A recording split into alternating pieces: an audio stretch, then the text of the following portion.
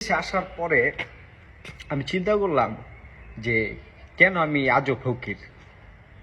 বিদেশের অনেক অদ্ভুত অদ্ভুত জিনিস আছে যেগুলো শেয়ার করতে মন চায়, বাট অনেক কিছুর জন্য পারি না করতে, ঠিক আছে। বাট মনে হলো যে এই ব্যাপারটা শেয়ার করলে আপনাদের উপকার করব, আমার মতো বাস খাইতে হবো না।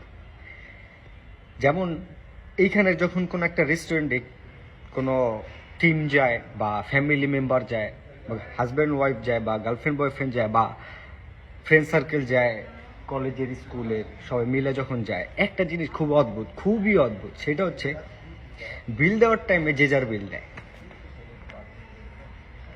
মানে ভাবা যায় যে কেমনে সম্ভব।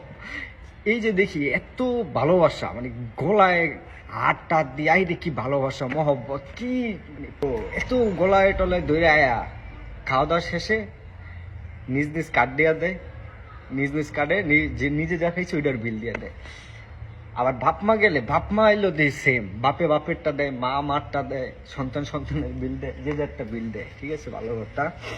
তো বিলটা যে দেয়, গার্লফ্রেন্ড বয়ফ্রেন্ড দেয় যে যার বিল, বাপ মা দেয় যে যার বিল, বাপ সন্তান দেয় যে যার বিল, বন্ধু বান্ধব দেয় যে যার বিল।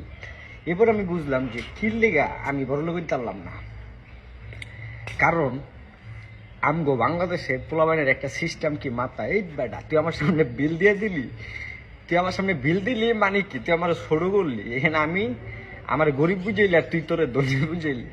এই যে ফাও বড় লোক হইতে যাই, এই যে ফাও বড় লোক হওয়ার যে চেষ্টা, মানে ব্যর্থ চেষ্টা, ফাও বড় লোক মুবলা বড় লোক, বিল দিতে দেবো না, আমি দেবো, 10 জন যাক 20 জন যাক আমি বিল দেবো, আবার তুই দিবি কিলে, টাকা থাকুক আর না থাকুক, দাঁড় করে আইন না হইলো বিল আমি দেবো।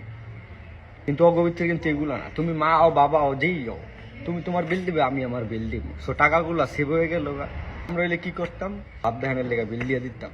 এমনি করতে করতে টাকা থাকতো না, জীবনে টাকা জমাইতেও পারলাম না, কামাইতেও পারলাম না, যাও ছিল ওডিও হারাইলাম।